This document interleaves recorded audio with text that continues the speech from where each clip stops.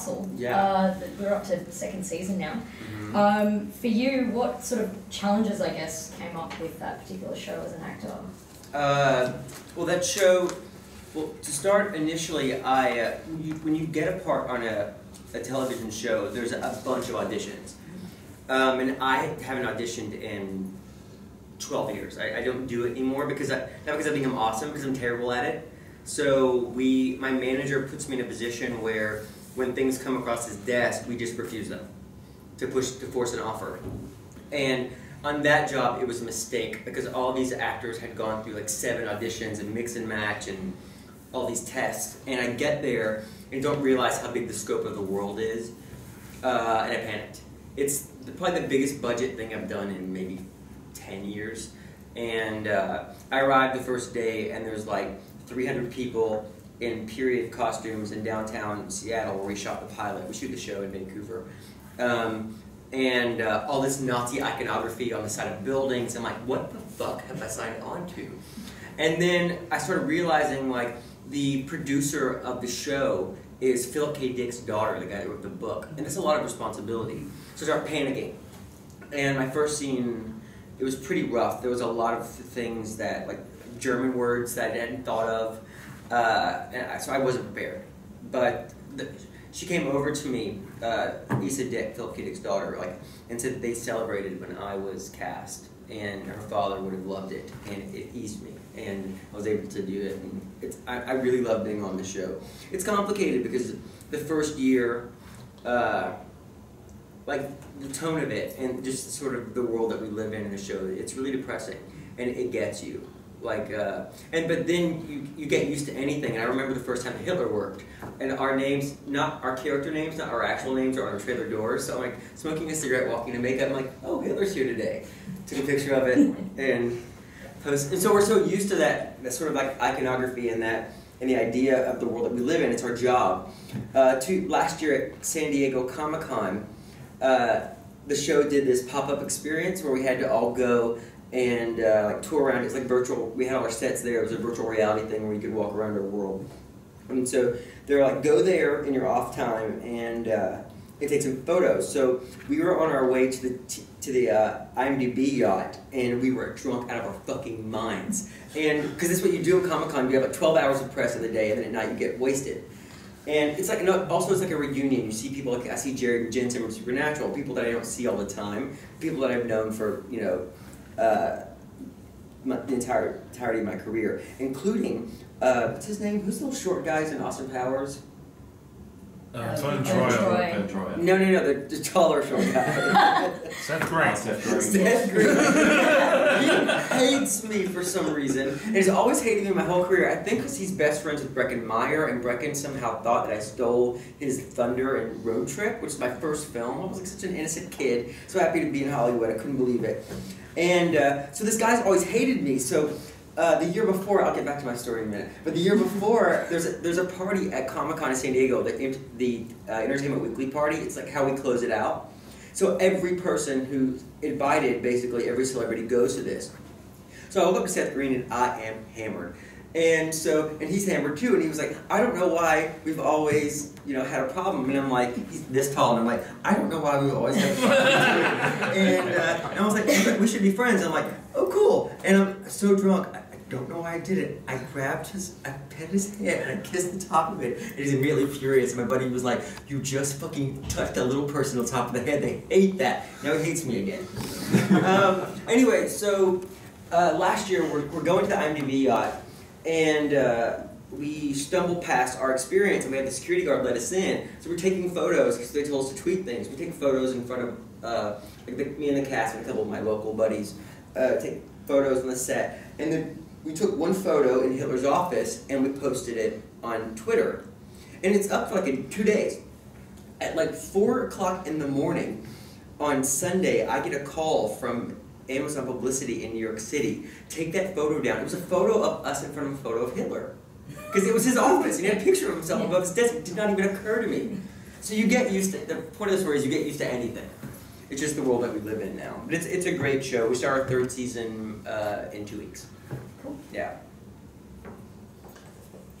with a career spanning nearly 20 years in TV and film, if you had to pick 2 memorable roles, what would they be?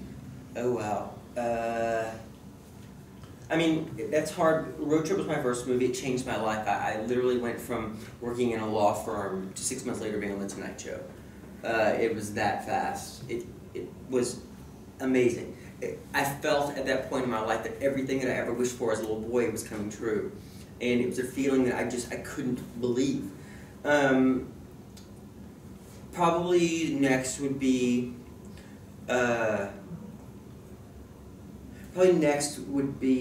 Hustle and Flow, which was a movie that I did instead of doing a sequel to this sort of comedy horror film, which I won't mention. They were doing the second one, and I got offered $2 million to suck my own dick in it. And I've never been offered that before or since. And my manager was like, "You're not the kind of guy that can suck his own dick and walk away from it. Like, comedians can do that. I mean, there's certain things that Jack Black could do that I couldn't do. Every actor has a sort of a range of things they can get away with. And they're like, if you blow yourself, you're not going to work again. You're going to be the guy that did that, and you'll take your $2 million and you'll go home, and if you want to cash out." And I was like, I don't. So instead, I took a tiny paycheck to do this little independent film, and it was pure joy. And when we won Sundance, I was in the audience, and I cried. I was so happy for our director and our cast, and it was a hard shoot, and we really believed in it. And, you know, they had that movie in development for like 4 years, and it finally came together for them. And that's the one thing I like about being in entertainment, is that by the time a part gets to you, it's 2 to 4 years of someone's life, and their dreams are coming true. And so it feels, being on a set is magic for me. It's where I feel like I'm most at home, because it's a bunch of carnival folk who've left their lives and ran away to try to do something, and all the people that they know are back home living their own lives. And it's a really sort of isolated experience, and you become very close to those people. And I've just now gotten to the point where it doesn't wreck me when I leave a job. It's taken 17, probably 15 years for me to be able to say this is a great experience, and our friendships are valid, but they're probably only in this experience. But whenever I see you, I'm going to love you to death. But I'm not going to mourn the loss of you, because I got to go on and now meet 150 other people in a new production. With Road Trip being like your breakout role, what was it like when you took on your first major lead role with the new guy? You know, what happened during that time was I got paid very little for Road Trip. I was living in kind of a bubble, because after the movie, I still lived in Nashville when I did it. I was being flown into LA for press and flown all over. Back then, it doesn't happen now. Back then, when you had a movie out, you would do a massive publicity tour, like press junkets in New York and LA, and then you would take the movie to Europe and then go around Europe. So that was my life for a while. Yep. And I didn't have any money, and I was kind of sweating that, but it felt so good. And I get home and I had like $2,000 in the bank, and I was like, I don't know what to do. And whenever you do a junket, for example, this question always comes up to actors: so what's next? And a lot of times there's nothing next. And you're waiting until somebody thinks of you to give you a part. And I was in like all these magazines and on television and all this publicity I had done, but it took a while for Hollywood to be, oh yeah, come this way and do this other project. So the next thing I did, I think, was this movie about a bomb on an airplane that Barry Sonnenfeld, the guy who directed the Men in Black movies. And oh yeah, I've seen that. Yeah, but it was about a bomb on an airplane that was supposed to be released September 20th, 2001. And September 11th happened. So the movie was quietly released, but it was like, you know, Tim Allen, Rene Russo, Stanley Tucci, Zooey Deschanel's like third movie, Ben Foster, like all these actors, Jason Lee, so Sofia Vergara's first English language movie. It was this giant production, and it went nowhere. But the point of that story is Barry Sonnenfeld really wanted me to do the part, and they were only going to pay scale for it. And my manager was like, he's probably going to have to go home, because I had nothing. And that's what happens a lot most of the time. Is it takes a while for your income to match your lifestyle. And I lived in a shitty one-bedroom apartment in Santa Monica. It was like $800 a month, and I couldn't afford it.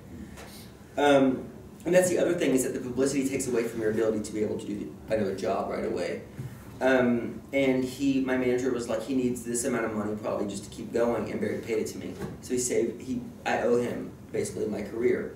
So while I was doing that, the new guy came in as an offer, and the script was rough, and so I asked for script approval, and then I wanted to cast the best friend, the girl, and Zoe Deschanel. I was working with her, and I was like, I want her to come and do it with me.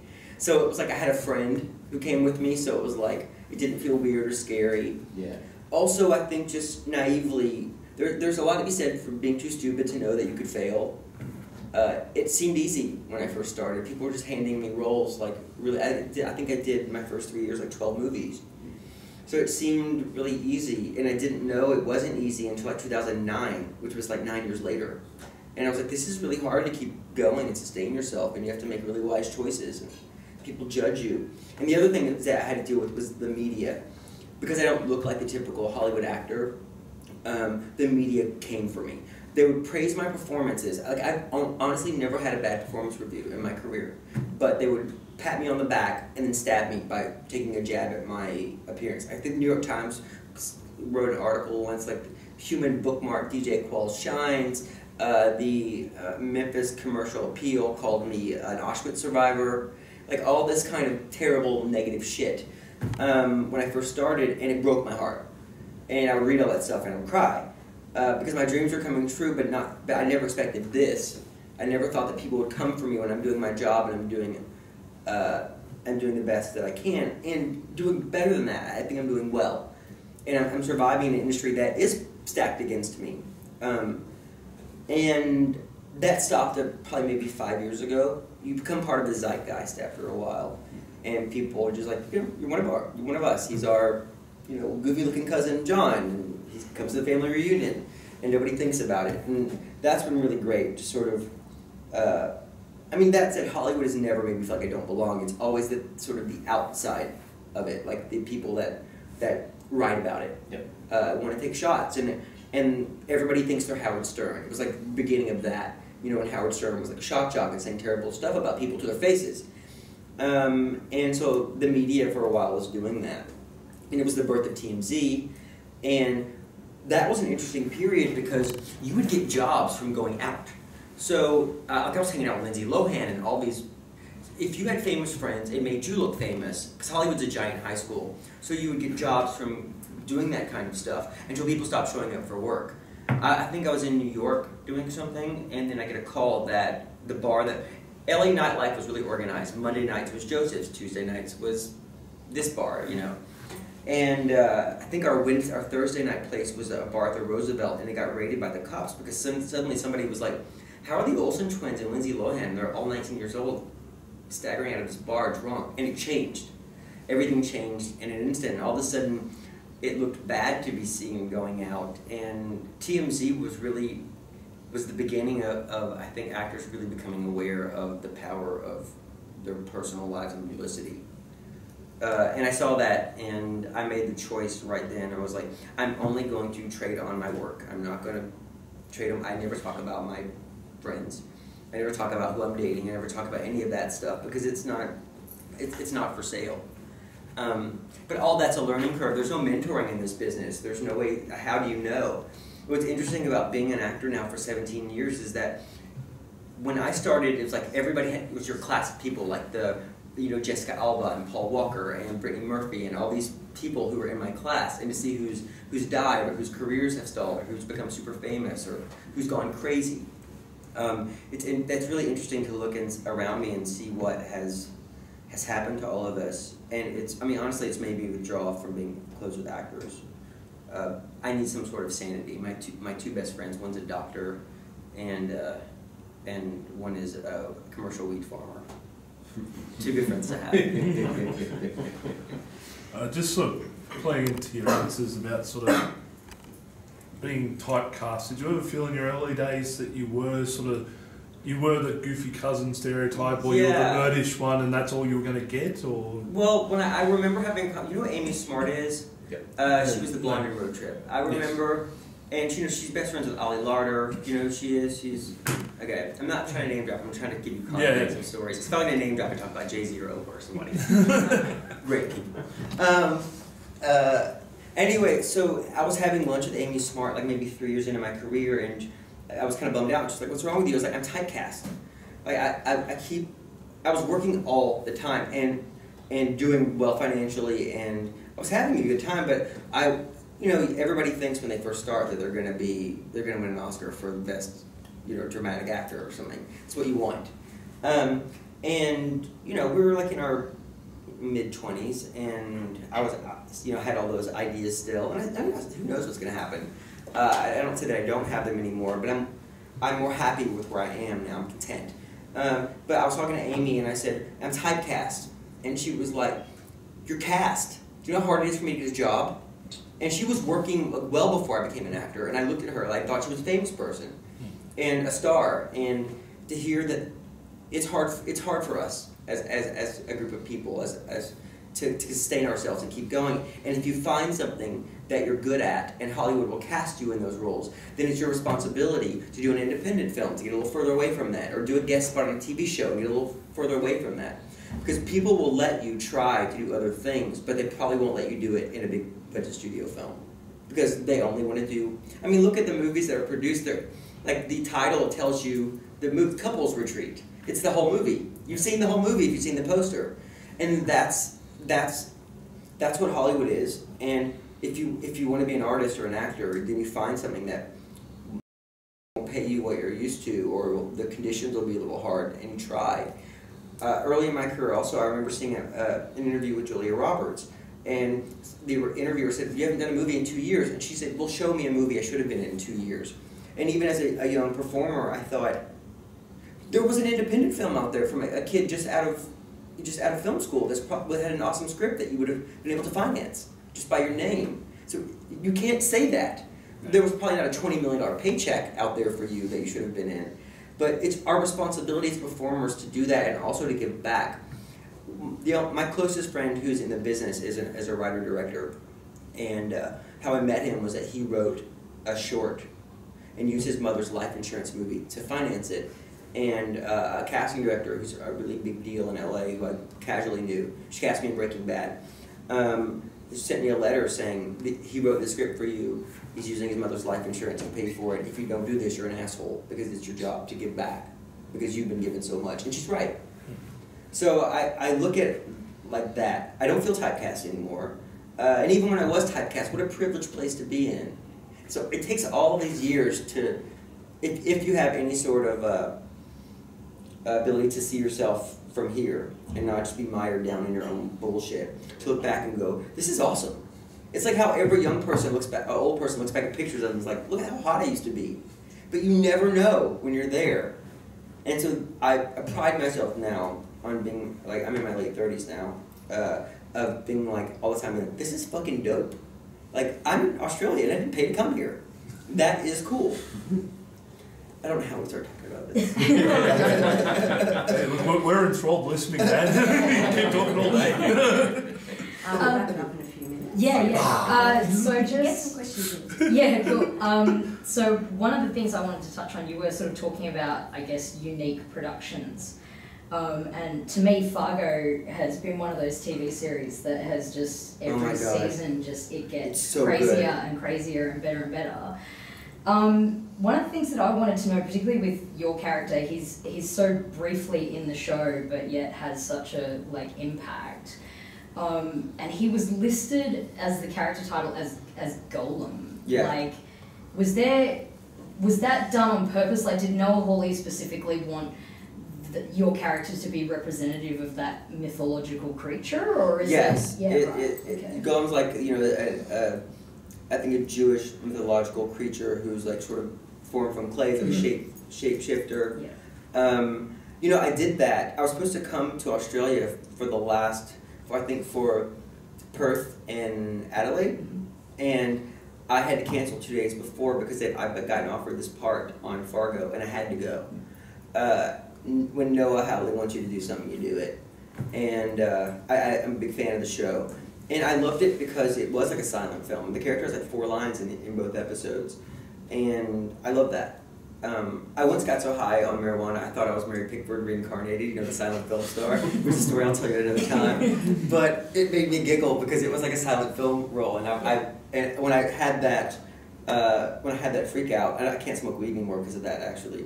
When I had that freak out, it made me start watching a lot of silent films. I was like, and they had to say everything with their eyes. I mean, they overacted a bit. This is what you did back in the day. But it was great. It was the hardest job I ever had. The conditions were really terrible. We're running down hills, working with a deaf guy at night in the woods, and his translator is oddly also deaf. And we have a British director who loves to do this. So, darling, what you're going to do is you're going to turn here, and you're going to run up this hill to Russell, who's deaf. And so that was, every day. And really dangerous stuff. But it was amazing. And that's the beautiful thing about being able to do what I do and not being a leading man, is that I get to inhabit all these different shows. I get, I've been on Lost and Breaking Bad, and so all in Big Bang Theory, you get to have moments, these pop culture moments for the entirety of your career if you're lucky, and it's dope. Okay. One more. You played Garth on the TV series Supernatural. Mm-hmm. How did you find working on that show, and are you a fan of that sort of genre? I'd never seen the show before. They sent me the script, and I read it, and I didn't understand it, so they sent me a couple episodes, and I didn't. I called my manager, and I was like, "Is this like are they underwear models? Like what? They're running after demons, like or monsters? Like what's?" It was like, they're good-looking guys and they kill demons. That's sort of the whole show. And I was like, it was like I think the 7th season, and I was like, I'm not doing this. I'm not going to be on a show where I'm not just less better looking than the two leads, but like staggeringly so. I'm not going to do that. Why would I do that? And it was like, and then Jared contacted me and was like, they wrote this for you. You should come on. Just do one episode. You'll see. It's a crazy fandom. You'll love it. I did one episode, and like after it aired, I could not walk down the street without being called Garth. It's like, in soap operas when people come up to the actors in malls and cuss them out for cheating on Penelope. It's like that kind of stuff. Like whenever I get a new part, they're like, Garth got a movie, or I saw Garth in Law and Order, or that kind of stuff. And it was jarring at first, but now it's sweet because unlike the Twilight movies and that sort of cult fandom, these fans will follow you to your next job. They want to see you in other stuff. They always want you back on Supernatural, but I just read a tweet the other day. It's like, if we can't have you on Supernatural, I love seeing you on this, on Z Nation and Man in the High Castle. It makes me happy. And that's amazing. Loyal fans. Yeah. Some of them are scary, though. I had a security incident at Rhode Island Con this year. This crazy lady shows up and gives me her father's antique 18-karat gold pocket watch. And I'm like, I can't accept this. And so she's like, if you don't take it, I'm going to throw it in the garbage.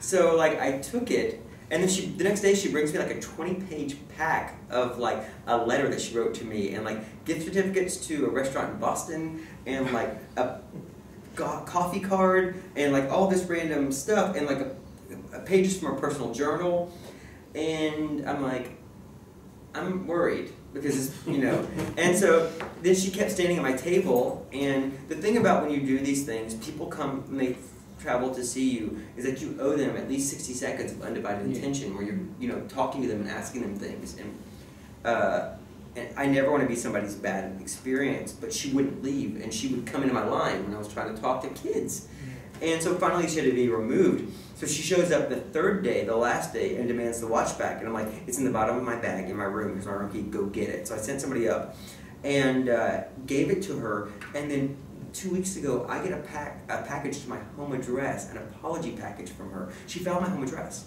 She knows where I live. That's scary. It's so scary. So that's fandom gone wrong, but that's so rare. But it can't happen because people do, when they love something so much and you are a part of it, you can't lose the line. That's right. Yeah. I get asked Supernatural questions all the time about things I don't know. And when I was talking to, I think it was Jared about it, he was like, don't lie, they know more than we do. Because they remember things that we don't remember. Yeah.